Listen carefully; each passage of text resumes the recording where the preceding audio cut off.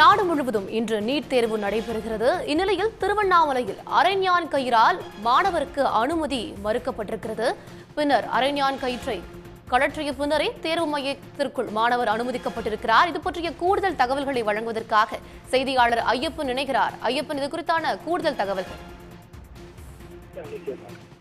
இளநிலை மருத்துவ படிப்பிற்கான நீட் தேர்வு இன்று மதியம் 2 மணிக்கு தொடங்கி 5 மணி வரை நடைபெற உள்ளது. நாடு முழுவதும் இன்று மாணவ மாணவிகள் அனைத்து மையங்களிலுமே காலை 11 மணி முதல் முழுமையாக அனுமதிக்கப்பட்டு வருகிறார்கள். குறிப்பாக தலை ஜடை பின்னக்கூடாது, முழு கை சட்டை அணியக்கூடாது, கம்மல் அணியக்கூடாது உள்ளிட்ட பல்வேறு கட்டுப்பாடுகள் மாணவர்களுக்கு விதிக்கப்பட்டுள்ளது.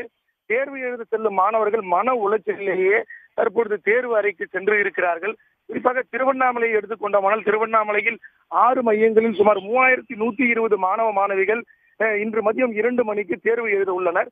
2 மணிக்கு தேர்வு எழுத உள்ள மாணவர்கள் காலை 11 மணி முதலேயே பலத்த போலீஸ் பாதுகாப்புடன், அதாவது அனைத்து மாணவர்கள் முழுமையாக பரிசோதனை செய்யப்பட்ட பின்னரே முழுமையாக தற்பொழுது உள்ளே அனுமதிக்கப்படுகிறார்கள்.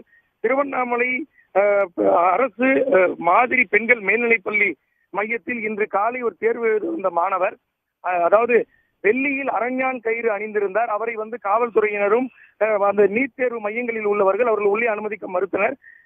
அந்த மாணவன் எவ்வளவு கூறியும் தேர்வு மையங்களில் உள்ளே அனுமதிக்கப்படாத நிலையில் பெற்றோர் அவரது அரஞ்ஞான் கயிறை அவிழ்த்த பிறகு காவல்துறையினர் முன்னிலையில் அனைத்தும் காண்பித்த பிறகு அவர்கள் உள்ளே அனுமதிக்கப்படுகிறார்கள். தேர்வு எழுத செல்லும் மாணவர்கள் அனைத்து பாடங்களை முறையாக பல நாட்களாக இரவு பகலாக படித்திருந்த வேளையிலும் அந்த தேர்வு எழுத செல்லும் அந்த நேரங்களில் மிகுந்த மன உளைச்சலுக்கு ஆளாகி தேர்வு அறைக்கு சென்று தேர்வு எழுதும் நிலையே அனைத்து இடங்களிலுமே நடைபெற்று வருகிறது. குறிப்பாக இந்த திருவண்ணாமலையில் வெள்ளி அரஞ்ஞான் கயிறு அனுமதி கிடையாது, ஆனால் அரஞ்ஞான் கயிறு அனுமதி உண்டு என்று கூறிய நிகழ்வு மாணவர்களிடையே பெரும் அதிர்ச்சியை ஏற்படுத்தியுள்ளது. தகவல்களுக்கு நன்றி ஐயப்பன். உடனுக்குடன் செய்திகளை தெரிந்து கொள்ள சன் நியூஸ் பெல் ஐகானை கிளிக் பண்ணுங்க.